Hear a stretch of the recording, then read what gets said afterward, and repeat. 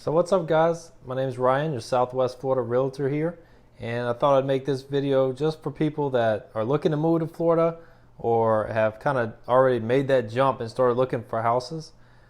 These are things that I wish I would have known before I moved here. I've lived in Florida now since 2017, and some things that I wish I would have known before moving here might have made me change my decision. I don't think so because I came from Virginia. And it wasn't the best state ever. So we'll jump right into it. One of the things that I wish I would have known when I moved here is the amount of people that vacation here in Southwest Florida. Coming from Virginia, not a lot of people talked about it, and most people went to Myrtle Beach. So I didn't imagine the amount of people that actually came here, especially from December to around May. You have what they call snowbirds, and there's tons of people here. So if you're looking to go out to eat at any of those times, you can expect a wait time at almost any restaurant. And on top of that, the roadways get a little slower. And if you know me, I like to drive kind of fast. I don't speed around or by any means, but I do drive relatively fast. And at that time frame, you can. It's going to be backed up, especially going down 41, which runs through Southwest Florida. It is going to be backed up. So that's some things that you have to look forward to if you decide to move here. Coming in at number 2, I would say it would be probably people's demeanor, because you got to think, since Southwest Florida is such a popular spot, you're getting people from kind of all over the world that are coming here. I mean, I've talked to people from India. I've talked to people from Canada. They're coming from all over: Mexico, Cuba, Puerto Rico. You got all types of people coming here to enjoy the sun and the beach and all the pretty beaches and the water here. So you have different cultures trying to all mix into one and form one whole thing. So not everybody kind of meshes, I guess, well, because obviously people from California and New York are from two different spots of the United States, so coming together as one, that's pretty interesting. So when you go out to eat or things like that and you're talking to people, you can tell that sometimes a lot of people are impatient, kind of rude, kind of entitled to certain things. We actually ran into something like that today, but I won't get into that. But just know that all these different cultures and all these different backgrounds are mixing together here. So coming in at number 3 would be wildlife. So coming to Florida, if you watch National Geographic or Discovery Channel or anything like that, you kind of know that Florida has all types of animals.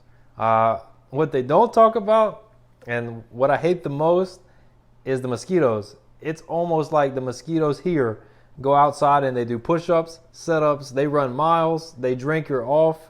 Anything that you spray on to keep mosquitoes off, it's like they come over and have shots on your neck, with whatever you put on there. You have the no-see-ums, which are like little gnats, like little flies. They bite you. You can't see them until they hit you. So then you're like, oh, you smack them and it itches later. You have the fire ants. You have the invasive animals like the pythons and stuff like that. Granted, since I've moved here, I've only saw 2 snakes, but it's something to keep in mind. I've only saw 2, and they're 2 black snakes, which are like all over the United States. So regardless of that, just know that there's different types of snakes here. Also, you have the alligators, which everybody's afraid of. Just know that they're there. They don't really bother you like everybody thinks they would. If you let your dog get too close to the canal, yeah, it might disappear. But as far as a human, just don't get close to them and they won't go out and hunt you. So nothing like that. Also, the spiders. So I hate spiders. I can deal with snakes all the time. Spiders, for me, are terrible. I hate them. I can't stand them. I scream like a little girl. So I hate the spiders. And let me tell you what, me and another client of mine was at a showing yesterday, and there was at least a huntsman spider that was like this big in the garage that I'd probably had to shoot with, ammunition. So with that being said, just know that there's all types of wildlife here, and you can't really get away from it. It's here. This is their house, and you're trying to move down here. So just know that this is their domain. Obviously, you go to the beach, you have sharks. You swim in the ocean, they're there. just like any other time. So you go out in the nature, we have panthers, we have the hogs, we have everything. So, and it's kind of cool, especially if you're into nature, which I am. So that's not a really downside to me, but I know for some people it is. And coming in at number four would be weather, which I kind of knew how the weather was here because I vacationed before. Just know during the rainy season, which starts around June and goes to August, sometimes September, it will rain almost every day at 5 p.m. or maybe even 2 p.m. and it will rain really, really, really, really hard to the point to where like the driveways will flood and your porch will flood, and then the next hour it'll look like it never rained ever again. But when it does rain, it's hard to drive. I know when I first moved here, your windshield wipers just can't keep up with the amount of rain that is actually hitting your windshield. But you get used to it as you're here, but that's definitely a negative thing when you first move. Also, you have the typical hurricanes. Everybody knows about those. They're all over the news and everything like that. So you have the hurricanes. You have water spouts that come over, the ocean. Those are basically tornadoes made out of water, if you didn't know. They don't really make it to land, but they can in some aspects. Also, if you don't like the heat, I would not come here. If you're more of a cold person, then it gets hot here. It gets really hot. June, July, and August, especially, I used to work at the prison, and we were outside all the time. So towards the end of August, it gets hot. And when I say hot, it's like averaging 101 every day, plus the humidity. So it gets hot. And it probably gets down to like 30s and the 40s in the wintertime. That's as low as it gets, and that's probably at 6 in the morning. So that's something also to take into consideration is the weather if you're coming here. For me, I like the sun. I like outdoors. But for some people, that would be a negative, of course. And I just want to put that out there that it gets hot here. What you hear is real.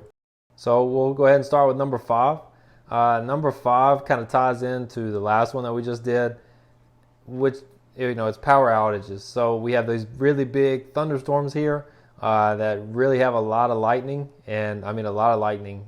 It's crazy. It lights up the whole entire sky outside, which is really cool if you're sitting inside and watching it. It's not really cool when you're outside because then you're like, am I going to get struck by lightning? I don't know. But if and when it does, because it will happen, when the storm happens, your power goes out. So that means you have to reset your alarm clock, the stove, the microwave, all your digital clocks. You have to basically reset. Also, if you like fish tanks, like I do, the power goes out. So therefore your pump stops, the light stops, everything else stops. So you'll have to make sure that's, good to go right here. I have 2. So obviously it's double the work for me. But power outages, especially if you're working from home, like a lot of you are probably in the 2021 era, coming from up north or something like that, coming here to work from home and still have your job there. There is power outages, and if you're relying on your phone, your internet, or anything like that, just be prepared. Maybe even get a generator that your power will go out. And especially in these storms that are happening in the summertime, your power is going to go out. So make sure you get a generator, and you're kind of good to go at that point. The next one that I'm going to go over is number 6. That would be allergies. For me, I had allergies up north. So I played football in Tennessee. I played in Virginia. I went to North Carolina all the time. I traveled a lot, up in the northern spot. I had bad allergies all the time. I always had a cold, a runny nose, drainage down my throat, something like that. Since I moved here in Florida, I've been sick like 3 times. 3 probably the whole time since I've been here. Since 2017 to 2021 now, I can count on my hands that, how long I've been sick. For some people, like my wife, for example, she gets sick quite a bit here.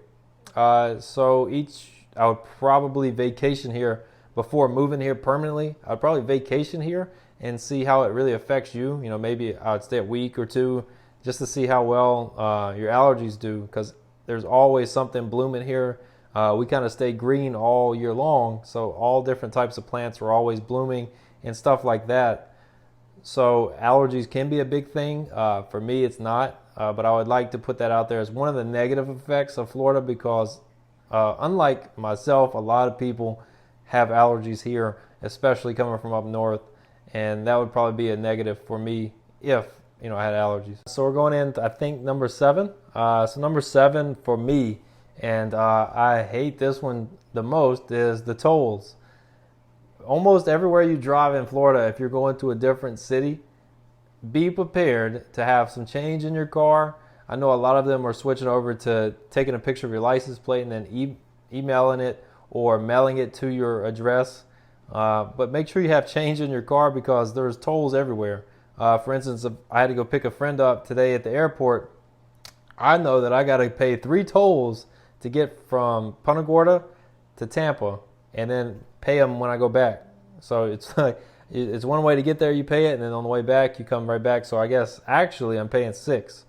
And they're like $1 or so, but just be prepared to pay the toll when you're going to different cities like Fort Myers and Cape Coral, stuff like that as well. They have tolls. You go to Miami. Miami's full of tolls. I know the last time I went there, I had like tons of stuff getting mailed to my house because I went through all these tolls and they're taking pictures of your license plate. So that would be one more negative that I would say Florida has, is their tolls everywhere. The next one on my list would have to be lawn care. And lawn care would go with the amount of weeds that grow there because it rains so much here. And obviously the birds carry the seeds and stuff over to your lawn. So if you like to have a well-maintained lawn with just grass in there, be prepared to do a lot of work because those weeds will try to overtake your lawn. Also, if you hate mowing grass, like I do, I really hate mowing grass, then be prepared to mow your yard almost every 3 days during the rainy seasons, like I was mentioning before with the weather, from May, late May to probably August or September or somewhere around there. It rains a lot, so that means that your grass is really going to grow to the point to where you have to mow it every 3 days. It's at least 4 days. You can't go more than 4 days because if you do, it looks like coming from Virginia. If you didn't mow your grass for 2 weeks, that's kind of what it looks like after 3 days here. So if you're looking at this and you're from Virginia, just imagine that. That's pretty crazy that your grass will grow that fast in 3 days as opposed to a 2 week span like it is in Virginia. So that would be another negative if you hate doing lawn care or anything like that. This is not the place for you because it is going to grow and the weeds are going to come. So if you hate doing lawn care or outside maintenance in general, being outside, it's not the place for you. So take that into consideration before you move here. Or better yet, you can hire somebody else to take care of it. There's plenty of lawn care services here. So if you don't mind spending the extra money, you can always hire out and have somebody do it. I don't do that. I just suck it up and do it.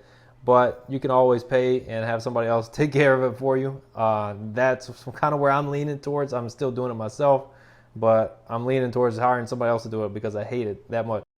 Coming in at number 9, the next thing that I deal with here is if you don't like using your GPS, then you probably don't want to move here because these roadways are very confusing. After moving here from 2017, I will be honest with you, and I worked at the sheriff's department, and I drove these roads and stuff and all that. I still use my GPS to get around almost anywhere here in Southwest Florida because you have canals, you have all these preserves, you have construction going on, and you always have wrecks because nobody can drive. Like I mentioned before, you have everybody coming from all over the world, so that's a bunch of traffic all trying to mesh together and all their ways of driving. So use your GPS. This is a big thing. I definitely use my GPS almost everywhere, especially when I'm going to show houses and go to listing appointments and stuff like that. I'm always using my GPS. But if you don't like to use your GPS, then this might not be for you because coming from a small city where you kind of know everything. Granted, these cities are kind of smaller compared to some other bigger cities. But you still want to use your GPS here for those things that I mentioned before, being the traffic, the canals that randomly come up, and things like that. So the last one that I'm going to go over is probably number 10, is the lack of service at some locations because, like for instance, you go to the restaurant, especially during the times of season, like I mentioned before, May to August or so forth like that.